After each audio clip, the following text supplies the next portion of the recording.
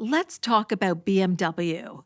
And no, I don't mean the car. Could you imagine me doing a podcast on cars? That would be hilarious. And also, it would be a very short one. BMW is an acronym for Being My Word. This is something that my coach taught me in a way that I have never been taught it before, and it shifted so much for me. So I'm going to share my learnings from that session with my coach, Steve Hardison.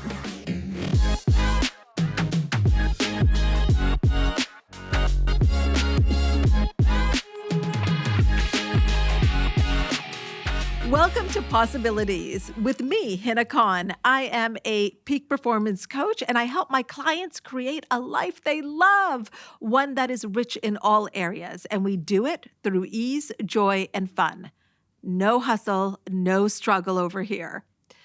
As I was walking out of my hotel room in Arizona, I had a thought, maybe more like a directive. And this is what it was. It was take your Neville Goddard book. If you've been following me for a while, you know I love Neville. I love his teachings, and I always travel with his book. I have learned not to question the voice, so I just turned around even though it was August in Arizona and it was hot. But I turned around and got the book, and then I went off to my session with Steve. So here's how it works when you have a session with Steve. He's always got the door to his office open about a half hour before your session. So you're welcome to go in at any time 30 minutes before. So I am always early because I love that I can arrive and settle in. I'm sitting in his office, and before our session, I grab the book out of my bag. I open it up to a page that I had earmarked, I would say even months before. And as I read it, I thought, I want to bring this passage into our session. And this is what I love about coaching. This is what I do with my clients as well, is we are creating. There's no specific structure. And I love that I can do this with Steve. I was able to do it with my former mentor, Bob Proctor, as well. So I did that. So Steve comes in, we're doing the session, I open up the book, we start there, and then this passage leads us to this work around BMW, being my word. And he shared the story with me. So I'm going to share it with you now. So let's say you and I, we are scout leaders, and we have an event tomorrow. And we've asked people to come and help us to set up some chairs. So we've asked 20 people. And they've got to show up at 7 a.m. So it's 7 a.m. the next day, and only 10 people show up. So we split the list of the names of the people that didn't show up. I give you half, I take half, and we start phoning them. And we hear things of why they didn't show up to set up the chairs, like, I forgot. I slept in. Maybe my alarm didn't go off. What else? What else could be some things, some excuses? Nick, were you listening? What else could be some excuses? Or you weren't listening. You're like, I don't know what the heck you're talking about. Alex, were you listening? What could be an excuse of why they didn't show up? Their car broke down. Their car broke down. Beautiful. I mean, and that list could be endless, right? Like it would just go on and on and on. The list for the people that showed up, they were their word. They came and set up the chairs. How many times have you said yes to something that you didn't want to do? And you actually had no intention of doing it. And so as it gets closer to the time, you make up an excuse. And to get out of it, you might not even address the person. You will have someone else cancel on your behalf. I know I am guilty of doing that. Sorry, Denise. She's the one that's had to do that before.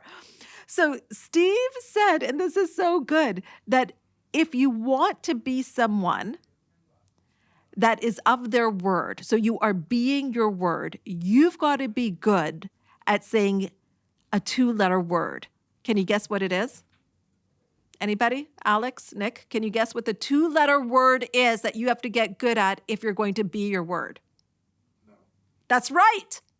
Alex, you are on fire. That's right. No. Alex got it. You have to be good at saying no. And then you know what happens? Life becomes easy.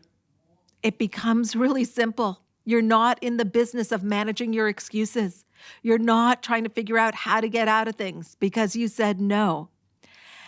And Steve said to me that as you move forward, so you're going to start to do this if you want to.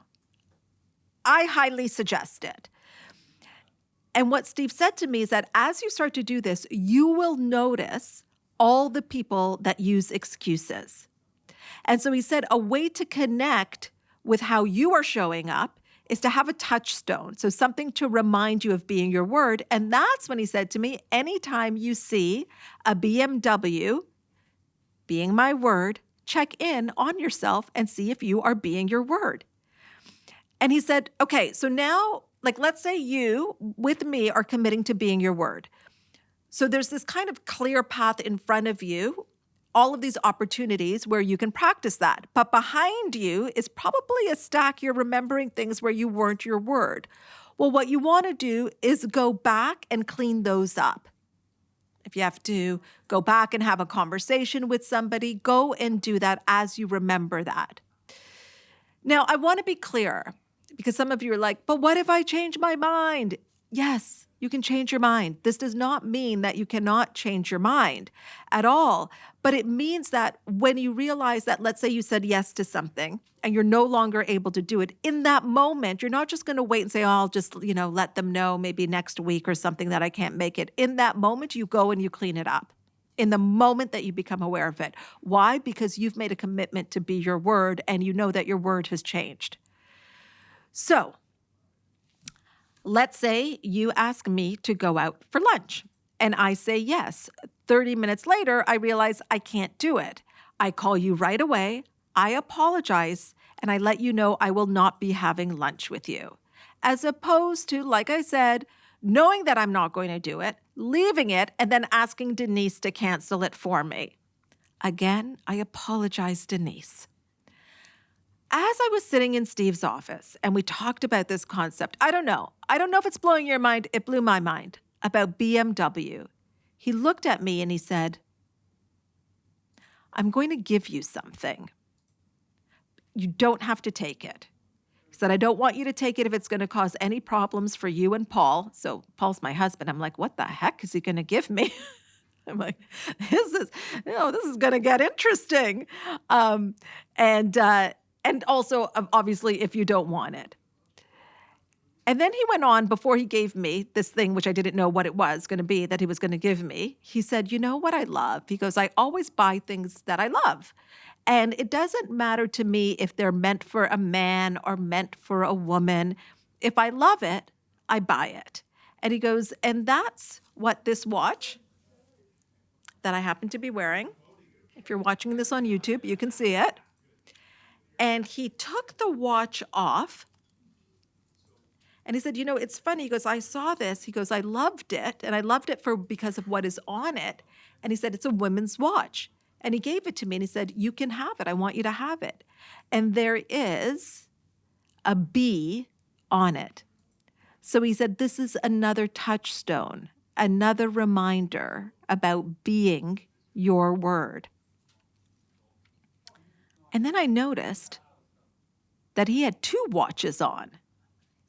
And I said to him, well, first of all, I said, thank you very much. I receive it. I will take it. And then I said to him, do you always have 2 watches? And he said, only when I do. He's so funny. He makes me laugh a lot. So the other thing he said was, now you're going to notice people using excuses. You're going to see it now. And this is exactly what happened. Remember when I told you that he said that you'll just start to see it in all different areas, people not being their word? Well, this happened the next day. A few days prior to this, I sent an email to someone I hired. I had not heard from them and wanted to make sure I wasn't missing any emails. We were supposed to get started a few weeks before. The next morning, I received this email. Hey, Hina, I hope all is well. I apologize for the delay. I am attempting to soak in the last few experiences with my kids before they go back to school. My oldest is hitting high school. If Tuesday is okay, I will get back to you with a full plan of attack moving forward. This is an excuse. And it is so normal that until my session with Steve, I wouldn't have actually given it a second thought. I would have replied like, of course, have fun with your kids. I might have been a little bit annoyed, but I would have thought, well, that's kind of makes sense. Okay, so that happens that morning. And then I go on Facebook and I see a post, and what is it about? It's about bees and honey, and I have to smile. But it gets even better. That day, I'm going to the airport to go back to Toronto, and the driver that is taking me to the airport sends me a text to let me know that he is parked beside a BMW.